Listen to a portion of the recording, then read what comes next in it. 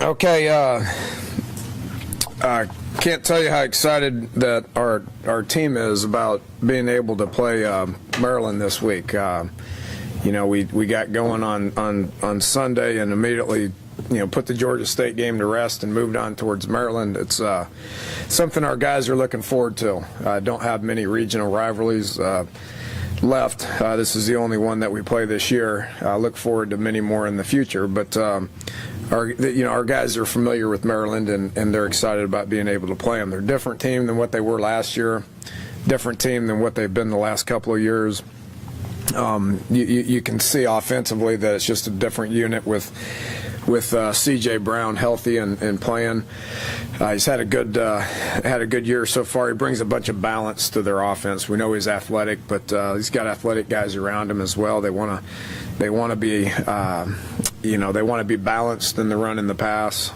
Got two good backs in Ross and Reed that can run the ball in addition to Brown, and then obviously two good guys on the outside and Diggs and Long that have tremendous big play potential. So it'll be a huge challenge for our defense to be able to stop those guys defensively. Coach Etzel's obviously emphasizes defense. They stopped us last year. Now they got a lot of new bodies from last year, but they did a tremendous job against us last year. They stopped us. It wasn't one of our better performances last year. We struggled to get first downs and score. And it's the same scheme. It's a lot of different bodies. They have depth. They got guys that have played last year, started a variety of games, but it'll be a challenge for us because of what they do schematically, match up, and they know our offense very well. And then the kicking game, obviously, we got to contain their returners. They have good overall team speed, which is very beneficial to special teams. And when you have a return guy that's as good as anybody in the country, it's going to be problematic. But the guys are excited about going to Baltimore. It's important to our administration. It's important to our fan base, and it's important to our kids. It's important in recruiting. Looking forward to playing at Ravens Stadium in front of a good crowd and a good atmosphere, and I know it'll be good for both for WVU and Maryland. So with that, we'll take some questions. Dana, can I get something out of the way right now? You've got Terrell Chestnut listed as your backup cornerback replacing Broderick Jenkins. Yeah. Broderick's no longer with the team, so we're excited about. Terrell's been doing a good job. His knee's been healing, so we've been wanting to get him more involved, and we'll have him up there. Avery Williams is another guy that will be getting some reps this week at corner. Darryl Worley played a good bit last week, and has got tremendous upside and potential as a starting corner around here for a long time. With KJ being hobbled up, we moved him into the nickel spot, which opens up backup spots at both corner spots. So we'll see how those guys do this week and continue to get Darryl as involved as we possibly can. Coach, can you talk about how successful the adjustments have been in the secondary, especially at corner, considering you've only given up about half the yards to the air and only 2 touchdowns? Yeah, I haven't seen the throwing threat that we're going to see this week. The way these guys throw the ball around a good bit, they've got big play potential. I mean, you look at Diggs, who's got almost 400 yards in 3 games and 3 touchdowns, and Long, who's got almost 200 yards in a touchdown. It's a bit of a different challenge for us. I'm excited to see how those guys respond to that. But Keith's done a great job. Coach Gibson and Coach Mitchell have both done a good job technically. The scheme is relatively the same as what it was last year. Keith's made some minor adjustments to it, and they've been playing well.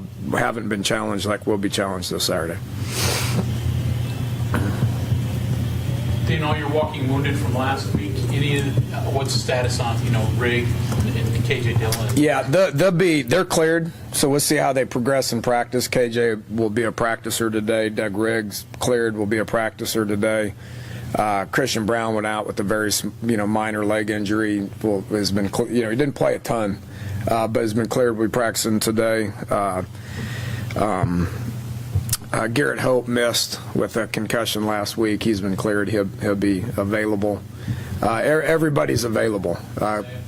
We could have probably put him in last week. He was gimped up a little bit because of the thigh bruise, but he's available. Adam Pankey's getting close to being available. He's been elevated to a green jersey, and it's going to take some time for him to get back in the swing of things, but he's going to start being a practicer, so we're as healthy. Nobody's ruled out other than the surgery guys. Tyler Tazzino had knee surgery. Was redshirting, but he had some knee stuff that was dysfunctional, so he's got his knee he had surgery on his knee, got that thing cleared up. Will be a 6-month rehab process, but other than that, him, Dozie, Nana, and Shaq, those are the 4 that are out for the year. Everybody else is a practicer and as healthy as we've been. Danny, with Diggs, I think the obvious comparison for people is the Tavon card. I don't know if that's accurate or not, but could you put one against the other and compare and contrast? It's pretty similar. They're both from Baltimore. They both wear number 1. They're both a receiver, returner. Didn't get a whole lot similar than that. But he's proven to have big play potential. Is probably a little bit better. He's got tremendous start-stop ability, but he probably has more downfield potential than what Tavon did. Tavon didn't have just a ton of downfield potential. All his stuff was get him the ball and let him make a ton of people miss and then go score.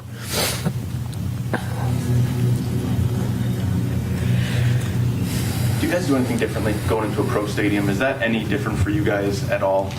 No, it's easier because the facilities are good and it's not 100% home crowd. So it's much like the Big East was when you went to Pitt. West Virginia had a lot of people. When you went to when I went to South Florida, it was a bunch of West Virginia people. We played in bowl games that are NFL stadiums. We went over to Cincinnati and played in that stadium, which so facility-wise it's good. We know it's going to be a great facility. Last year at the Redskins facility, our guys get kind of jacked up about that because it's a big stage, and much like Mountaineer Field is. The other 9 opponents in the Big 12, you go play on their field, and it's 95% the other team, regardless of where you play. So I don't view this as really as a away game. It's more like a neutral site game. It is a home game for Maryland, but I feel like we'll travel pretty good, and there'll be some Mountaineer energy in there. And Juwan Snow is your defensive scout team player. Is he getting to the point where maybe he can help you in a game? Yeah, he was on the shelf for quite a while. I've made comments about that, and the last 2 weeks he's been functional on the scout team, and going to give him a shot to be able to play a few special teams, see how he reacts to that.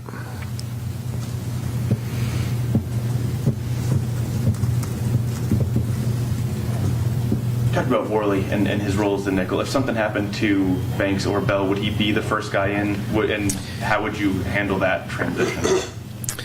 Yeah, he would. I think Banks and Bell have been playing relatively good. They haven't been challenged like they're about to be challenged, but playing relatively well. He's the next guy in. Yes, he looks good. He brings energy. He does some things out there athletically that I don't see happening very often. He's got loads of potential. Can he be an every down player? Yeah, it's only a matter of time, whether it happens this year or next year or whatever. He'll be an every down player, and he'll be a tremendous corner for us. If he has to go in, what do we do at nickel? I mean, we'd like to get KJ back this week to where KJ can go in at nickel. KJ had done that for 2 weeks and did it at a pretty high level. Having them both will bring a tremendous amount of athleticism to our team at those spots. You're typically pretty cautious with your praise. That's what you just said was effusive, I guess, in terms of Worley. What gives you the confidence in him? What has he done, and any danger in doing that? Yeah, I mean, O-line played bad last week, and I sat here a week ago and I patted them guys on the back. I mean, so, geez, I probably shouldn't compliment anybody, but no, I say that jokingly. I mean, Daryl's been playing well. I mean, every time we put him out there, he's a very, he was our special teams guy the week before, or no, maybe it was this week. Stuff runs together, but and we made reference to him because he's extremely attentive. He asks questions. He practices well. And he's eager to get into the game, and he brings energy once he does that.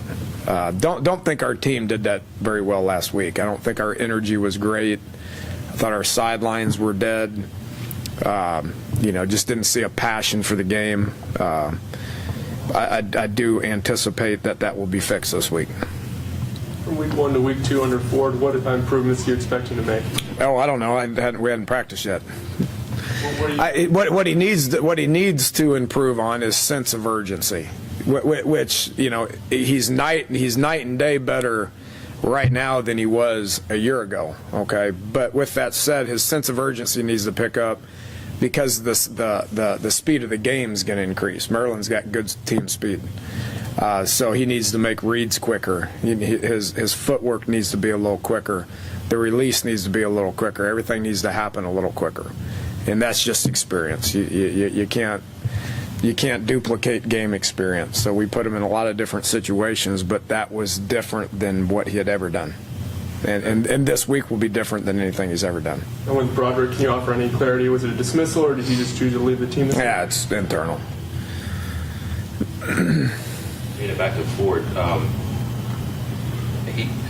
I know the opposition was what it was, but when he went play action, he was really successful. Is that something he's good at, you guys go to, or is that just because he had a nice day? He was better at that than I anticipated him being.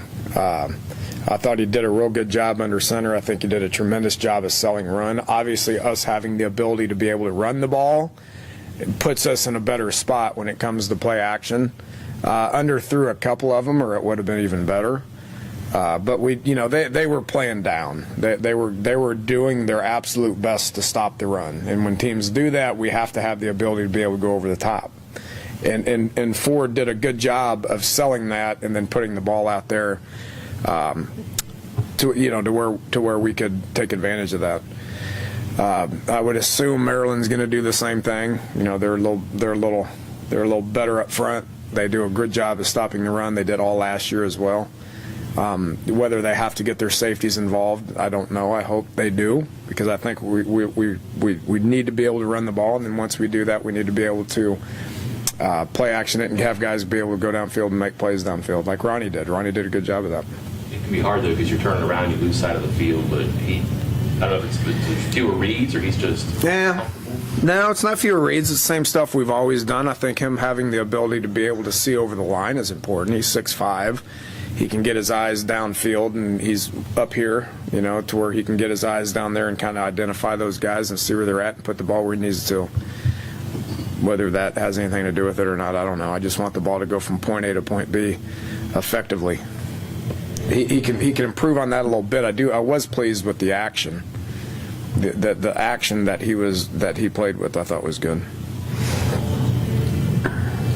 What do you see from their defense in the first 3 games? More pressure, less pressure? I know in the past they pressured you when you didn't, when they weren't normally doing that. Oh, he's going to pressure. I can assure you that. And one of the things we did a poor job of last week was identifying zero blitz, IDing the front the correct way, and giving us enough time to be able to get rid of the ball. They probably did it 6 times. Got to us twice, hit us twice, and we did the right thing twice. That's not good enough. They've shown where they did that. They did that against us last year. So yes, they will zero blitz us. They will pressure us. I'm not so sure they don't come out doing it every single snap. If they do, then we got to be able to handle it. Against Old Dominion, they played back the whole time, because Old Dominion wouldn't run the ball. I think we've shown where we're going to run the ball, where they're going to need to put people up in there, and part of that is going to be pressure. Was that tough for Pat? I mean, you guys have played a ton of center to identify the front and call out blitzes. Nah, it's not tough. He's the one that can handle it more than anybody. You know, it's just an overall communication issue with coaches and players that we identified some things that we need to change, and we have, and we will get better at it this week. I hope they zero blitz us every snap.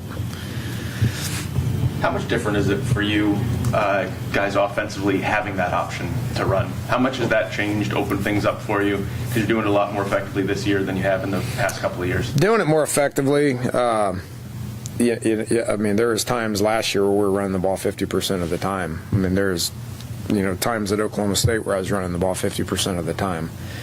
If we had this rushing attack last year throughout the hard part of our schedule in the middle of the year, it probably would have turned out a little bit different. So happy with where we're at that. We'll keep working hard at that. It's been an emphasis, as everybody knows. We'll keep getting better at that. Our backs have got a tremendous amount of confidence in them and their ability to be able to break tackles, and O-line be able to get some push, and then we got to keep working on our pass game to be able to get it to where they're not putting 9 people up in there every time. Did you like changes at receiver last week? I don't think any this week. Yeah. Are you happy there or still? No. Sure. Oh, no, not happy. And I specifically said we're going to start these 3 guys because these 3 guys bring something to the table that the other 3 don't possess, which is big play potential. Now, did we see that out of a couple of those guys? No. That's why I also said that KJ, DeKeel, and Ivan are going to play a whole bunch, and they need to keep improving. And was really proud of how DeKeel and all 3 of them, because Ivan made a couple of real big catches, downfield catches. DeKeel made big downfield catches, and KJ came in and was Mr. Consistency. So they're all going to play. I mean, how much they play is going to be based on what their production level is.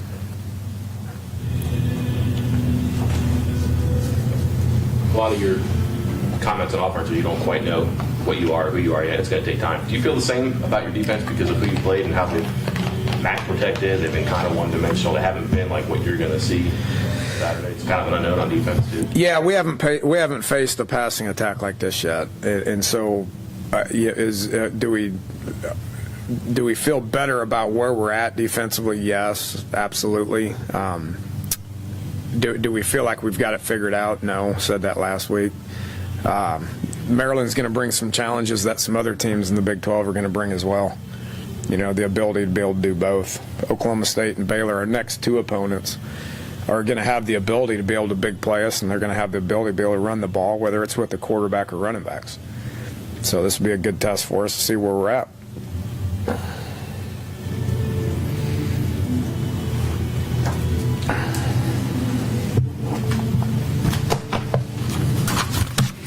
All right. Thanks, guys. Appreciate it.